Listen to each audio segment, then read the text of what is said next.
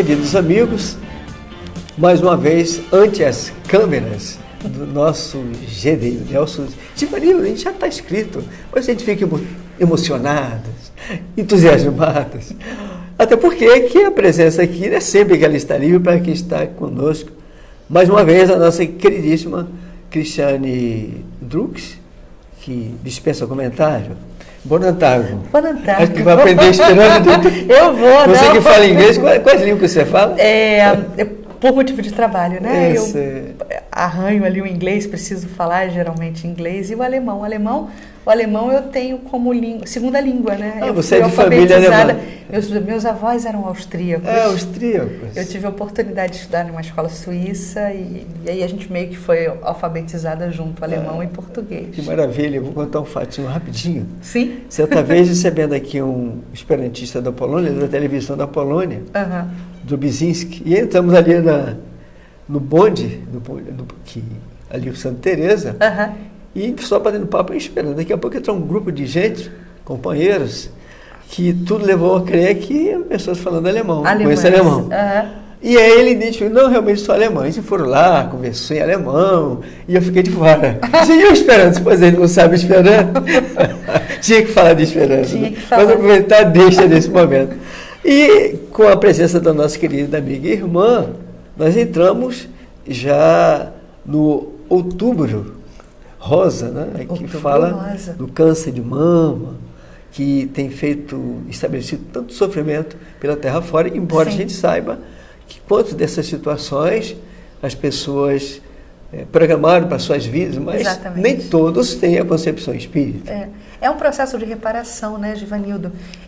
Eu gosto muito, né, das informações que a espiritualidade amiga nos traz, e principalmente Joana de Ângeles, quando ela analisa essa questão das doenças, né, que são plasmadas e que ficam ali plasmadas no perispírito. E eu gosto muito desse olhar que ela nos traz. E aí, especificamente falando sobre a questão do câncer, né? Seja qual ele, seja em que setor for, câncer de mama ou os diversos outros cânceres, né? E neoplasias. Que a doença e o câncer, quando ele eclode no corpo físico, quando ele se manifesta no corpo físico, na verdade ele nos indica o fim de um estágio de limpeza, de um estágio de depuração. Porque esse processo de vivência e de ter que lidar com a doença é sim uma grande escola onde a gente vai poder treinar determinadas emoções, determinados sentimentos. Então, quando a doença ela eclode no corpo físico, é porque ela já está no seu último estágio, né? Na relação com aquele ser. Aliás, os espíritos dizem isso, né? Isso. Que doenças como câncer e outras mais Exatamente. São quase que situações... O expurgo, né? Um expurgo. Exato. Fazendo com que, em função das dores, das situações, aquele que está sofrendo o processamento se harmonize um pouco mais com as leis divinas, que para o processo materialista, que vários estão querendo implantar no plano físico, é um absurdo que, na verdade, há a necessidade de nós nos referenciarmos um pouco mais, ou principalmente, enquanto as leis divinas, não? Essa questão, esse convite, né, para o nosso olhar se tornar mais apurado. Exato. Porque, na verdade, nós somos espíritas, mas temos que estar, e eu estou falando isso para mim também, nós temos que estar constantemente treinando, né, esse entendimento, esse olhar da vida eterna, né, das vidas sucessivas. Então, quando você treina esse olhar em relação à vida futura, à vida eterna do espírito, você passa a entender que a doença, ao invés de sinalizar dor e sofrimento, ela deveria sinalizar para o indivíduo a perspectiva de reparação, a libertação. Então, um processo positivo e não negativo. Mas o ser humano, né, e muitos de nós espíritas ainda não estamos plenamente encharcados da mensagem para termos esse entendimento, né? Uma coisa que a gente precisa estar muito atento, isso é uma coisa básica, as nossas ações. Muitos acham que aí é apenas uma colocação religiosa para influenciar você para essa ou para aquela religião. Não. Sim. Tudo que façamos fica em nós. Situações como câncer e outras doenças, tudo consequência de todo um passado ruim. Uhum. E até no presente mesmo. Minha mãe, espírito que... Minha mãe eu não tive mãe. Na verdade, que esteve minha mãe. Que eu sou filho de Deus. E também da minha mãe, naturalmente, sim, mas sem essa coisa, tipo de posse é minha. Mamãe que eu tanto amo, nossa. A mamãe desencarnou em função de câncer. Sim. Câncer no estômago e tal. E ali nós aprendemos algumas coisas. Para mim foi difícil, para bem entender e compreender, embora compreendendo a doutrina espírita. Quem sabe não tão como deveria. E ali, como nós aprendemos quanto à resignação, quanto à paciência, nos momentos de dores em que mamãe passava, e quantas vezes pessoas que estão do lado só pedem assim a Deus que, de repente, que ela venha a morrer entre parentes, como dizem, né? E aí vai aliviar o seu sofrimento, e não é bem por aí. Quando me vinha esse pensamento, eu dizia, Givanildo, que isso? Se Deus está permitindo, vamos confiar. Exato, que é algo positivo, né? Positivo. Se a senhora ou sua mãe está passando isso, porque há uma necessidade para ela, e que isso serve para a gente, que aqui estamos, que, quem sabe, poderá acontecer conosco. E aí essas lições precisam ser bem vivenciadas, para que não possa o homem vivenciar situações como vive atualmente, quando as pessoas quantas vezes se suicidam, exatamente, se alheiam, se deixam levar. Givanildo, nós somos filhos de Deus, né? Todos nós, né? Sim. E quando essa noção de filiação divina estiver bem assentadas em todos nós, teremos a verdadeira sensação de irmandade na Terra. Nós não temos essa sensação de irmandade na Terra porque ainda não temos muito bem assentadas em nós essa noção de filiação divina. Porque a consequência é natural. Isso mesmo. Se todos nós somos filhos de Deus, consequentemente somos irmãos. Com certeza. Né? E nessa relação com o Pai, a nossa tendência é sempre navegar por caminhos de rebeldia. E a doença, ela nada mais é do que uma grande oferta de reparação desse Deus, dessa causa primária sobre todas as coisas, em relação a nós. Porque as nossas atitudes maculam energeticamente o nosso perispírito. Está lá. Não foi Deus que quis assim e não foi Deus que criou esse estado de coisas. Fomos nós mesmos, pelas nossas atitudes. E como filhos rebeldes, às vezes, diante da doença, que nada mais é do que uma grande porta de reparação, nós ainda nos revoltamos contra Deus. E Ele está ali no momento, naquele momento de processo de doença, nos dando a solução também, né? Porque, como falávamos antes, a doença, o processo da doença, o câncer ou todas as outras doenças que acabam eclodindo no nosso corpo físico, elas são o expurgo, a drenagem dessas máculas que nós mesmos provocamos no nosso perispírito. Você falou isso e as pessoas assim, então quer dizer que fica marcado no perispírito. Como consequência. Como consequência. Mas está marcado em você como espírito. Certamente. Quantas das vezes, amigos e irmãos, vocês sabem disso, certos procedimentos nossos, em função de todo um processo venenoso lá de trás, em que nós nos deixamos levar, quantas vezes inconscientemente, e assim Deus quer, porque imagina lembrar que no passado eu destruí N pessoas, e só você ao fazer isso já mexe com você profundamente. Certo. Imagina lembrar disso. E aí eu fico lamentando tanto, minha jovem Dux, quanta pessoa, as pessoas do dia de agora, ao tirar a vida do outro, ao destruir a vida do outro, vão passar as consequências. Lógico, e esse é o grande segredo, e na verdade não existe segredo nenhum, né, porque isso já foi tão bem evidenciado, não só por Kardec, pelos espíritos da codificação, sim, como já Jesus nos apontava isso na época da Boa Nova, né, que existem causas e consequências. A lei de causa e efeito é algo inexorável. Ela vai se dar, queiramos nós ou não. Fatalmente vai acontecer. Vai acontecer. E é o grande processo de inteligência do mundo, né? Deus, na sua máxima perfeição, ele criou um sistema que ele é autorregente, né? Deus não precisa ficar ali controlando tudo. Ele criou um sistema de leis que faz a lei de causa e efeito. E que está em nós. O Espírito diz isso. Onde é que está? Na sua consciência. Agora, especificamente nessa atividade da mulher, que observamos que quando tem aumentado o número de espíritos que reencarnam num corpo feminino, que há muita gente que acha e que são coisas bem definidas. O homem e a mulher. Sim. E aí se vê essa série de confusões que vemos no plano físico. E a gente sabe, os espíritos dizem que todos nós somos almas. Aqui tem dito, inclusive, alma ou espírito encarnado. E aí depende do corpo físico que você está usando. Exatamente. Os sentimentos, naturalmente, vai ficar mais atinente àquele que tem a alma mais sensível, no caso da mulher. Não quer dizer que o homem não seja sensível, mas no caso da mulher.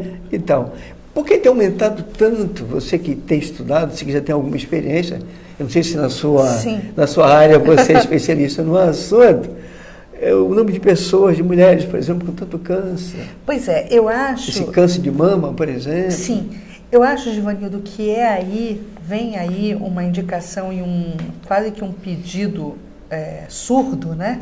Um pedido num segundo plano, para que a mulher volte a exercitar e volte a valorizar questões essenciais inerentes à vocação feminina. Você pode dizer uma dessas? Sim, por exemplo, a mulher, quando ela se vê, né, diante de um quadro de câncer de mama, por exemplo, que é o que justamente está se tentando ressaltar em toda essa campanha do Outubro Rosa. Ela se vê muito machucada e muito ferida no sentido das vezes ter que fazer a extração da própria mama, né? Os cabelos começam a cair, os pelos, de uma forma geral, começam a cair, né? Pelo tratamento quimioterápico.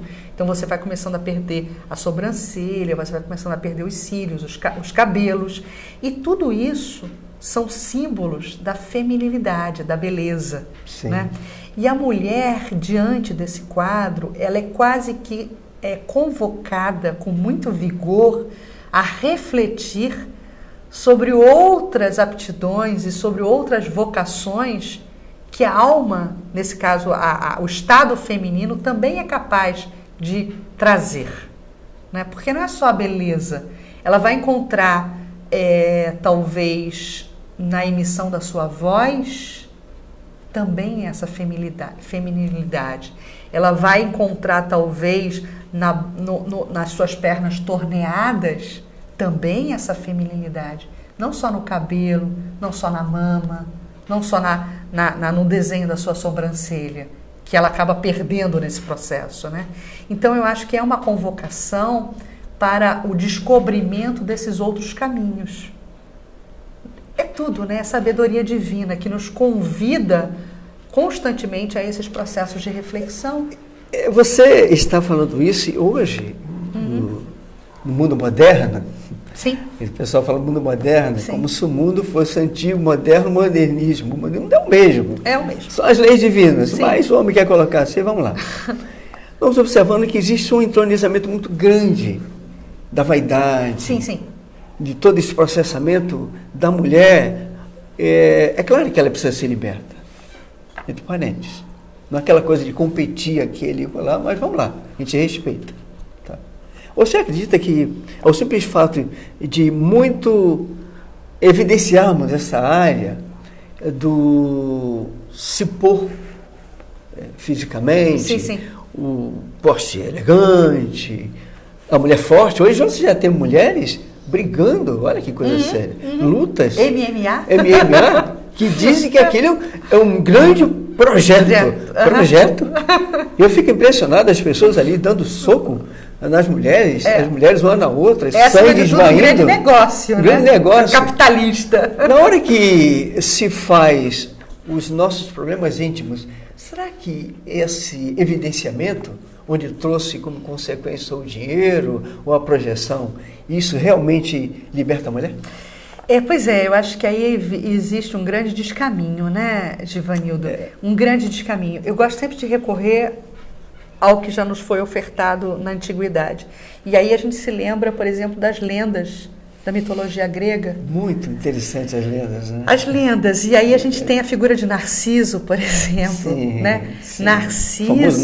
Narcisismo, né? Que até se desdobra, né, nessa expressão, por conta da mitologia grega. Então a gente tem a figura de Narciso, que ele se apaixona pela sua própria imagem.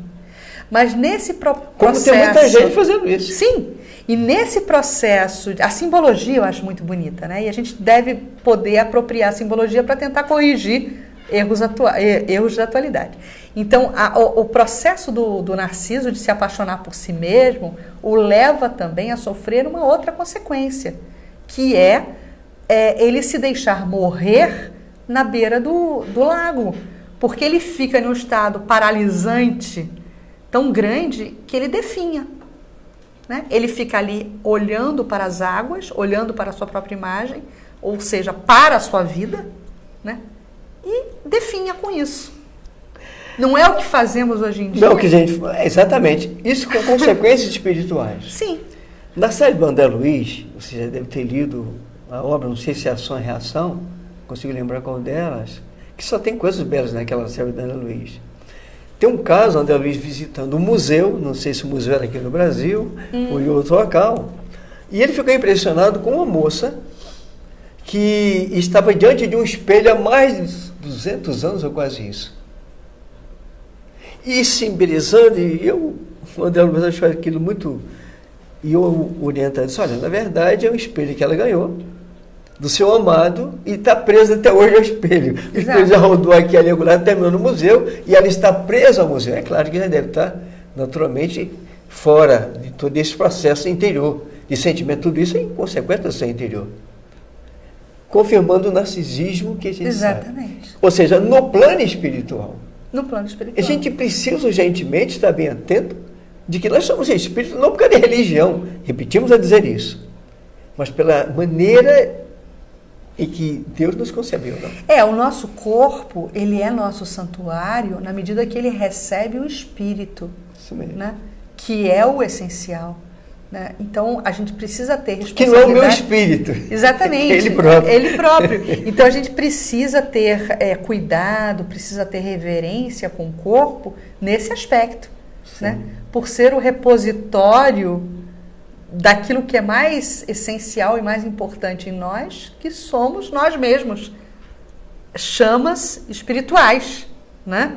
Mas o que precisa ser cada vez mais acentuado é esse apelo para que façamos, sim, muita musculação, mas a musculação espiritual. Como coloca aí, que é a Meliciana nesse livro que nós fizemos. A musculação espiritual. Ela fala com musculação espiritual, não é contra, mas musculação espiritual moral. Moral, exercício moral. Que a gente deixe mais rígidas as nossas virtudes.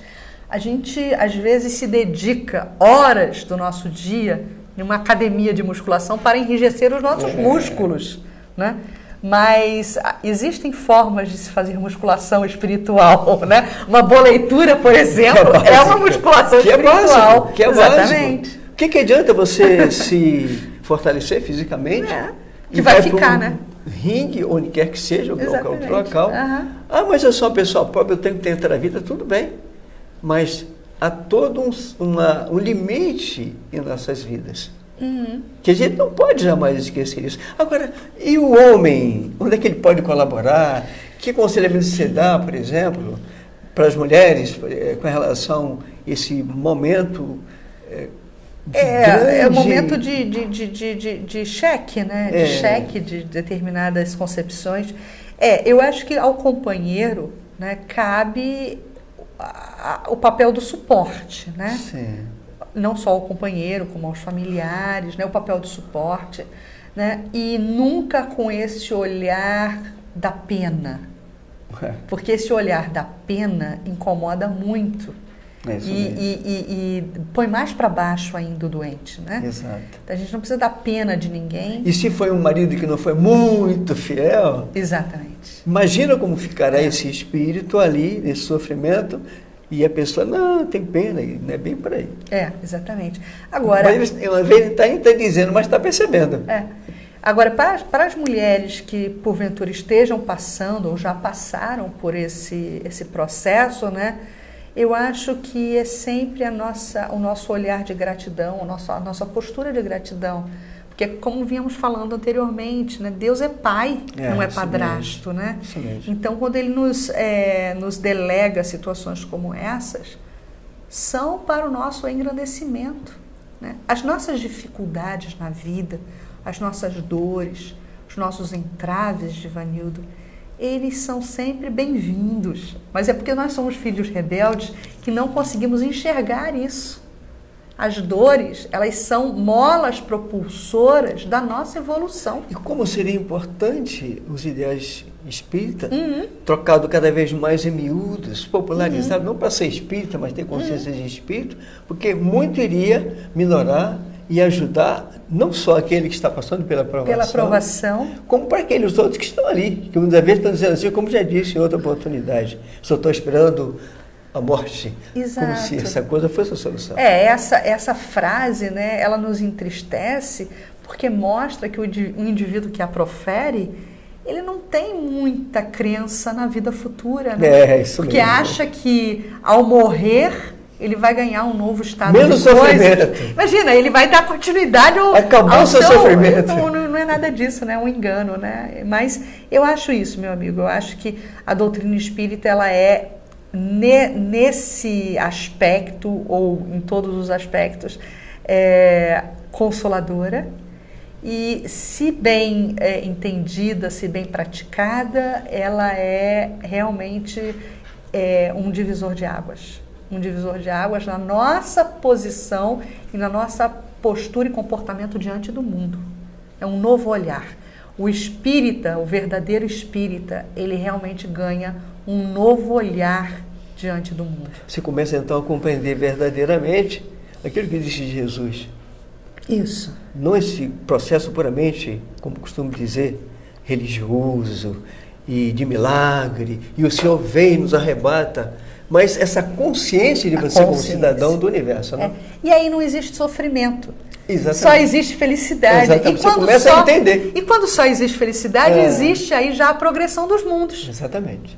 Por que nos mundos felizes os espíritos são felizes e satisfeitos? Porque eles já entenderam isso. Isso mesmo. E fazem com que o mundo seja feliz. Você me faz lembrar quantas coisas, né, que a gente já temos visto por aí.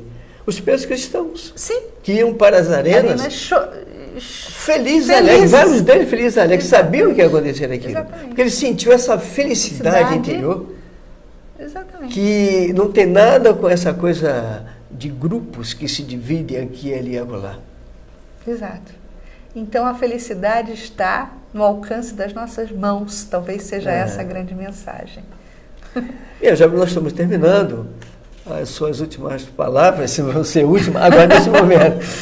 Quanto à questão esse outubro rosa, quer dizer alguma coisa, agora em 2018, né? Vamos aproveitar esse momento, né, onde o nosso olhar se debruça mais sobre essas questões do câncer de mama, para tentarmos buscar o que é essencial, né?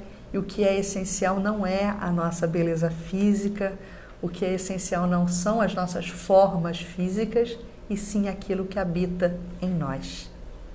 Eu acho que é isso. Minha jovem, nós só queremos agradecer.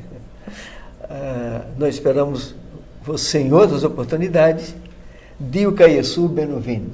Obrigada. Deus Jesus te abençoe em Esperanto. Obrigada. E até outra oportunidade. Tá bom. Diz Vida.